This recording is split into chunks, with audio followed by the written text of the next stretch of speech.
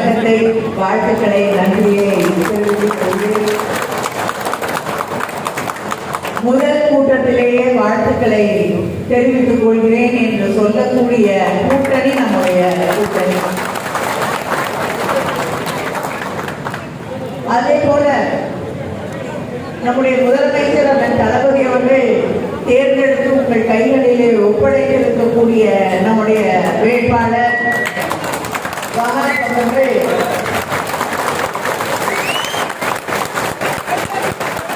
இந்த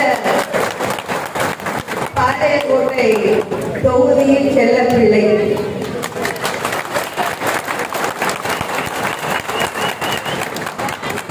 எந்த நேரத்திலே இந்த பகுதியிலே இருக்கக்கூடிய மக்கள் அவரை அழைத்தாலும், கூட்டணி இயக்கங்களை சார்ந்திருக்கக்கூடிய நண்பர்கள் அழைத்தாலும் அவர்களுக்காக ஓடோடி வரக்கூடிய ஒருவரைத்தான்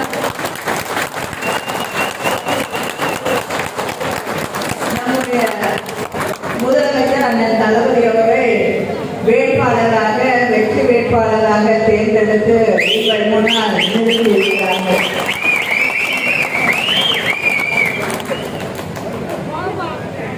மக்கள் மிக தெளிவாக இருக்கிறார்கள்.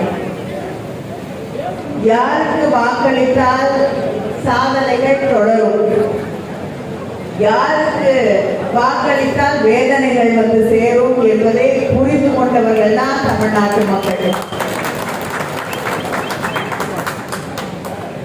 இங்கே இருக்கக்கூடிய ஊடகத்துறையை சார்ந்திருக்கக்கூடிய நண்பர்கள் கோபித்துக் கொள்ளக்கூடாது. கூட்டம் வருகிறது, சில பேர் உரத்து பேசுகிறார்கள், சில பேர் டெல்லியிலிருந்து வந்து பேசுகிறார்கள் என்ற காரணத்திற்காக ஊடகங்கள் பல்வேறு ஆர்வங்களை இன்று சொல்லிக் கொண்டிருக்கின்றன. ஆனால் தமிழ்நாட்டு மக்கள் தெளிவாக இருக்கிறார்கள்.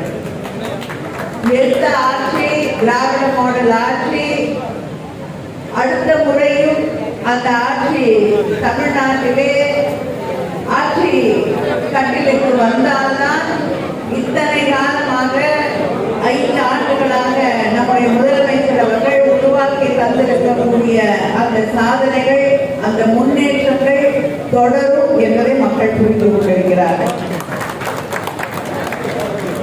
யார் ஆட்சி பொறுப்பில் இருந்தால் தமிழ்நாடு ஒரு அமைதி பூங்காவாக இருக்கும் என்பதை தமிழ்நாட்டு மக்கள் புரிந்து கொண்டிருக்கிறார்கள்.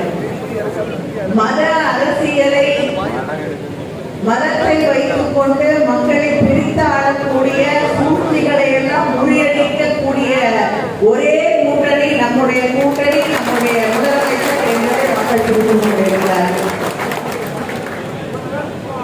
பல பேர் இங்கே ஏதோ நம்முடைய கூட்டணியிலே அந்த பேச்சுவார்த்தை நடக்கும் பொழுது எல்லாரும் ஒரு குடும்பமாக இருந்தால் கூட தனக்கு என்ன வேண்டும் என்பதை உரத்துத்தான் கேட்பார்கள். ஒரு கூட்டணியிலே பல இயக்கங்கள் இருக்கிறது. திராவிட முன்னேற்ற கழகம் தனக்கான வேட்பாளர்கள் அதிகமாக இருக்க வேண்டும் என்று நாங்கள் போராடுவோம்.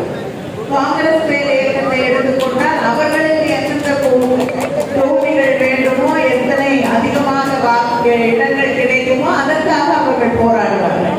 தேமுதிகவை எடுத்தையும் பிஜேபியோட அதிமுக கூட்டணி வைக்காது என்று சத்தியம் செய்தவர்கள்.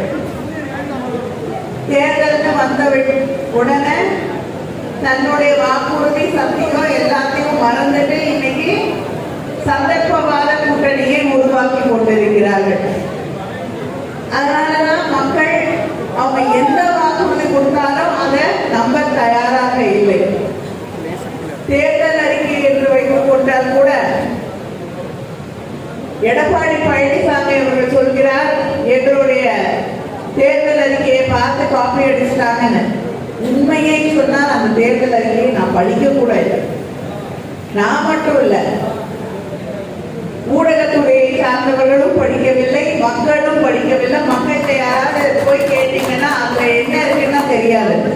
ஆனா திமுக தேர்தல் அறிக்கையில என்னென்ன கேட்டீங்கன்னா, என்னென்ன இருக்குன்னு கேட்டீங்கன்னா, யாரு வேணாலும் தமிழ்நாடு